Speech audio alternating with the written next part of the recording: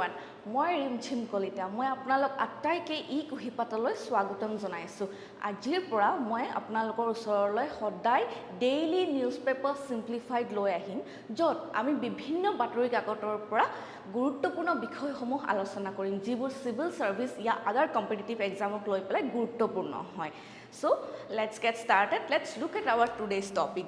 G7 global gender gap, nitrous oxide emission and apart. Okay.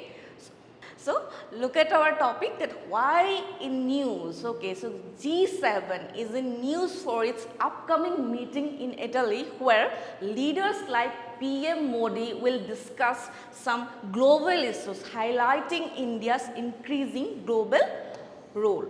Okay, group of 7. It comprises the 7 most advanced economies according to International Monetary Fund. And ki 7 country kekhon Canada, United States, the United Kingdom, France, Germany, Japan and Italy. So azikali ki hoise je ami exam bilakot khub dekhu je ekhon ei group tut kunkhon country ase ya kunkhon country nai. So ami eketa khub eta mon koribologia kotha hoy. So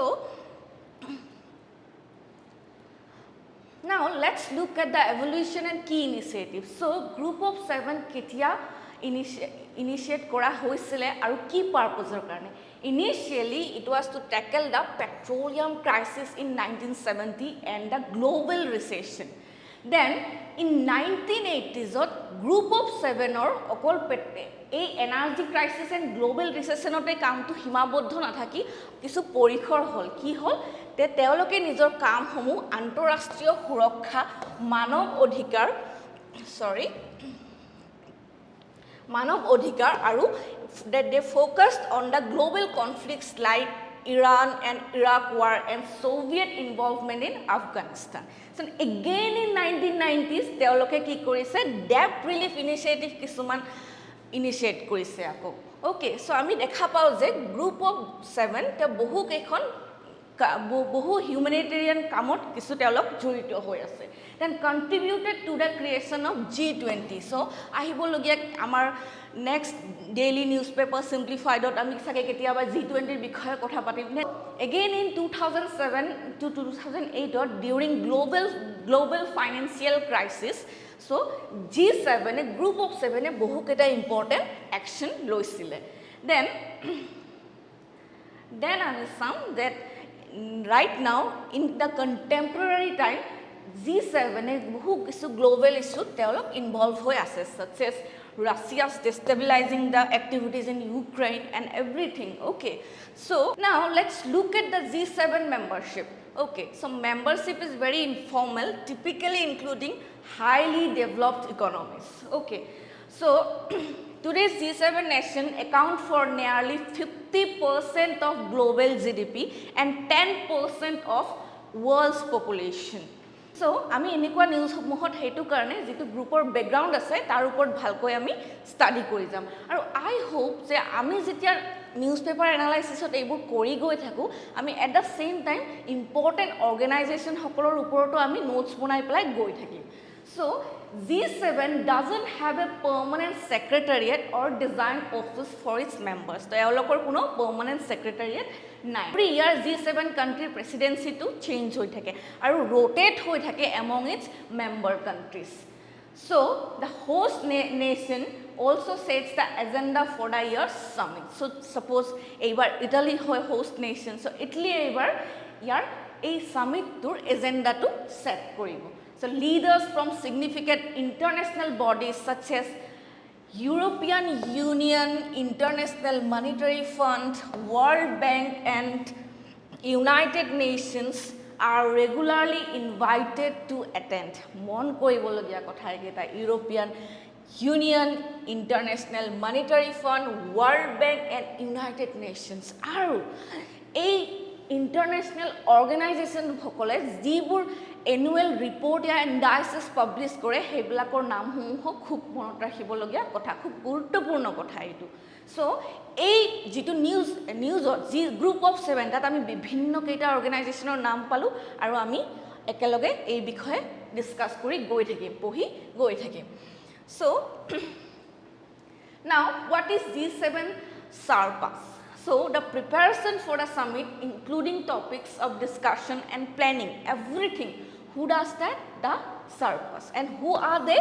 They are the representatives or diplomats such as ambassador. Okay, so let's move into our second topic, that is global gender gap report. Etu amar prelims perspective pura important hoy and GS2 pura important hoy. Okay, so why news? Etu kiyor karone news ot ase? Etu je the World Economic Forum 18th edition of the global gender gap report for the year 2024 to release korise. Tinta keywords ame dekhibole pa World Economic Forum 18th edition and 2024 global gender gap report. Okay, so eta kotha gom palo je kitiaba jodi question ahe je global gender gap report to kune release kore ami kobo parim World Economic Forum. So olop agote ami koi ahisu je jiblak important international institution thake aru teoloke kisuman important publication uliai, service uliai, reports uliai aru hebur ami note kori jabo lagibo, hebur monot kori jabo lagibo. So what is global gender gap index report? Okay, এইটো আমাৰ annually publish হয় আৰু ইয়াৰ methodology টো থাকে 14 টা indicators আৰু তাত 4 টা dimension থাকে কি কি এই dimension কেইটা important হল হয় economic participation and opportunity, educational attainment and health and survival and political empowerment. Very important. Kiki kolu ami economic participation and opportunity, educational attainment, health and survival and political empowerment. So aru এই রিপোর্টত আমি কি কি পাইছো কি global findings so top performer কি কি যে gender gap একেবারেই নাই so Iceland Finland Norway New Zealand and Sweden led the ranking so ইয়াত মই আপোনালোকক top 10 country কেইখনৰ নামটো দি দিছো আপোনালোকে চাই লব then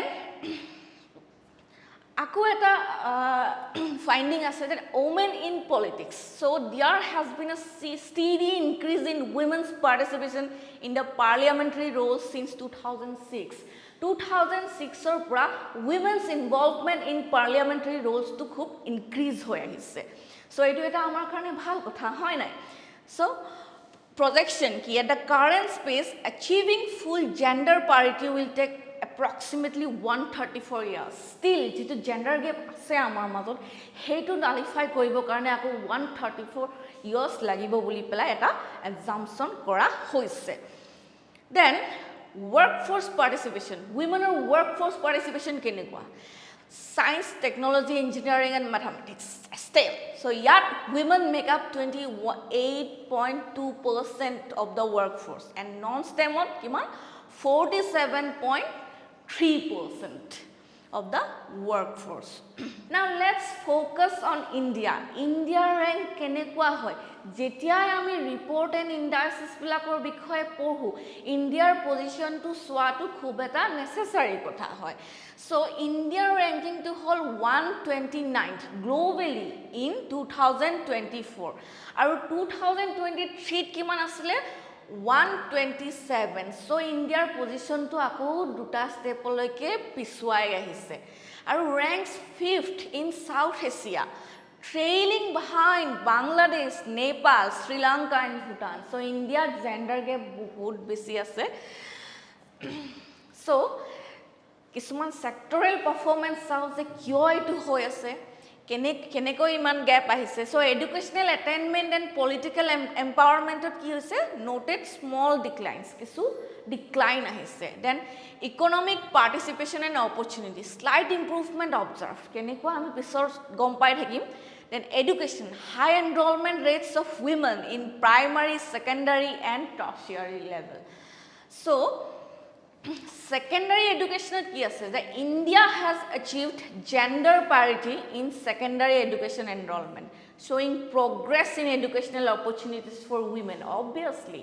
So azikali women bilak agor nisona ke ako je অকণমান পঢ়িলোঁ তাৰপিছত আৰু নাই আৰু বেছি দূৰ নাযাওঁ আৰু তেনেকুৱাকৈ নাথাকে আৰু চ' পঢ়া শুনাত উইমেন্সবিলাকৰ যিটো ইনভলভমেণ্ট পাৰ্টিচিপেশ্যন এইটো বহুত ইনক্ৰিজ হৈ আহিছে then political empowerment India is rank 65th in globally for the political empowerment of women, notably ranking 10th in terms of the years which female male heads of state over the past 50 years. Then, however, India's scores for women's representation in federal position remain low. Ministerial position of women's involvement to bahut kom ase. Women hold only 6.9% of these roles. Then, Parliament of women or kiman ase involvements 17.2%. So, ministerial position not khub besi kom involvement ase. এইটো দেখুৱাইছে then gender gap closer and economic parity. So, India has closed 64.1% of its overall gender gap. Okay. So, economic participation and opportunity scores have slightly improved, continuing a positive trend for the past few years. So, etia ki hoise je women empowerment of to bahi goise ba economic field of women or participation etu bahut besi increase hoy ahi ase hetu ami women empowerment gender gap or bikhoye kotha pati asilu so eikhinite eta mon koribologia kotha je jibela ki barriers ase on gender equality etu amar main perspective hor pora khub eta important concept hobo pare okay so home responsibilities ami women's bilak we are entitled to think that ghor gotei kaam hopa kori pelai he ami pohibo paru kamole ja office ole jabo paru okay so etu to amar entitled hoye kobo gole teneke so ami jiman je empowered hoisu boli bhabo nijoke je enikwa bohu women ase ba swali ase jibur they are not really free to follow their dreams to follow their ambitions okay so assertiveness deficit teloke nijor he dominance to dekhuabo noare logalog then gender bias obviously that gender bias ase career limitations ase ejon lora ejonok ghoro pora durot pohabo pothale teloke bahut parents ase je loge loge na bhabe kintu swali joni pothwar agot bohu kebar bhabe career limitations tumi swali hoy tumi eitu jo professional jabo noaribo para tumi belek kora tenekwake work life balance then obviously with home responsibilities gender bias career limitation that led to the work life balance ako jitu family responsibilities and all everything kori ahi nijor work life maintain kora to eta বহুত ডাঙৰ credit হয় then gender pay gap so তেলকে এনেকুৱা হয় যে home ৰেসপন্সিবিলিটিজ হক বা বেলেগ কিবা কাৰণতে হক তেলকে কিছুমান এনেকুৱা বিচাৰে যে আমি সৰু হুৰা কাম কৰি দিম এইখিনি পইচা পালে আমাৰ হৈ যাব এইখিনিতে আমি স্যাটিসফাইড হও সো জেন্ডাৰ পে গেপ আহি গল স্টেৰিঅটাইপিং obviously low leadership representations অলপ আগতে আমি পঢ়ি আহিলো মিনিষ্টাৰিয়েল লেভেলত আমাৰ ওমেন ৰিপ্ৰেজেন্টেশন to কিমান কম হৈ আছে then ট্ৰেডিশনাল roles no you are a girl you are not supposed to go you are not supposed to follow your dreams ambitions tenekwa educational gaps maternity and child care support so yes kothakhini hunibole kisu purana hoy etia bahut improve hoise amar women's role to but still there are some places still stereotype kisuman ase manhor mindset kisuman ase that you are a girl or you are a woman tenekwa koi so bahut restriction etiao ase so gender equality achieve korat ebila kisman key challenges hoy then let's look at this flow chart so amar central government is the gender gap to diminish koribo karone gender equality achieve koribo karone bohu keta scheme loi ahise women centric schemes of india ki women reservation bill beti bachao beti padhao stand up india scheme janani suraksha yojana mahilaye hat Kasturba Gandhi Balika Vidyalaya Ujjwala scheme PM मातृ बंदना योजना Sukanya Samriddhi Yojana Mudra Yojana one stop centre scheme national scheme of incentives to girls for secondary education so एक गुट्टे केटा स्कीमे आमार important হয় सो আজি যি কেটা স্কিম মই দিলু সো এই কেটাৰ ওপৰত আমি ধুনিয়াকৈ নোটস বনাম ओके So এইবিলাক স্কিমবোৰ খুব ইম্পৰ্টেণ্ট হয় এইবিলাক আমি মেইনছৰ আনসাৰটো ইনক্লুড কৰিব পাৰোঁ আৰু ফ্ৰম প্ৰিলিমছ পাৰ্সপেক্টিভৰ খুব বেছি ইম্পৰ্টেণ্ট হয় then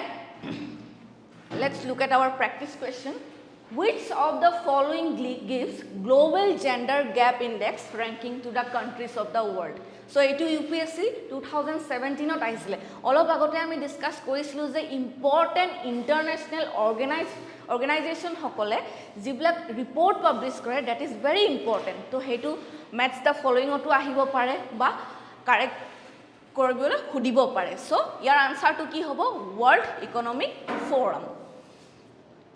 Okay, here at a mains practice question diya hoise that is analyze the relationship between gender parity and economic growth. Provide evidence from Indian and global context to support your argument. Apnaloke etu ghor practice kori likhibo pare. Then look at our third topic nitrous oxide emission. So etu topic amar GS3 logot related hobo pare. Jitu syllabus ot ki ase environment pollution and degradation. So why it is in the news? Kihor karone ase now India is now the world's second largest emitter of nitrous oxide, a potent greenhouse gas. So at a study survey that is Earth System Science data তেওঁলোকে publish কৰিছে যে nitrous oxide release of India position second largest হয়. Okay, and this highlight urgent environmental challenges that need immediate attention to reduce emission. So, ki source pra etu emit hoy. So, agricultural use of fertilizer, jitu fertilizer ami cultivation agriculture use kuru tar pra then global contribution 74% global induced nitrous oxide emissions from agriculture over the last decades. So, kiman percent আমি এগ্ৰিকালচাৰৰ নামত এটো release কৰিছো হেটো দিছে can comparison to carbon dioxide okay so it is more potent and longer lasting in the atmosphere হয় then historical increases 40% rise in human induced nitrous oxide emissions over the past 40 years কিমান বেছি বাঢ়ি গৈছে that so growth rate kiman ase fastest increase from 2020 kiman asile aru etia kiman hoise 2020 India 11% contribution asile aru etia kiman hoise second largest hoi goise 25% so yat ami sam issues in agricultural practices. So, ki issue hobo pare? Fertilizer use such as nitrogen based fertilizer use koratu such as ammonia, then animal manure, then cropping system, reliance on chemical fertilizers. Then look at the impact on environmental and climatic impact. So, global warming contribution, it adds 1 degree Celsius to global warming. Then radiative forcing kiman pore 6.4%. Then okay now let's move into our last topic that is Assam Agribusiness and Rural Transformation Project APART aru eitu ami GS5 or logot relate koribo paru korpora loa hoise the Assam Tribune today so kihor karone why is it in the news so eitu Wednesday এখন exit strategy meeting hoise between International Rice Research Institute on the Assam Agribusiness and Rural Transformation Project or okay so a meeting khon kihor karone gurutopurno asile so it was pivotal in outlining the advancement achieved and planning future strategies to sustain the project's impact in Assam so last to apart or agreement asile International Rice Research Institute or logot tar so hetu hek hobole hoise aru tar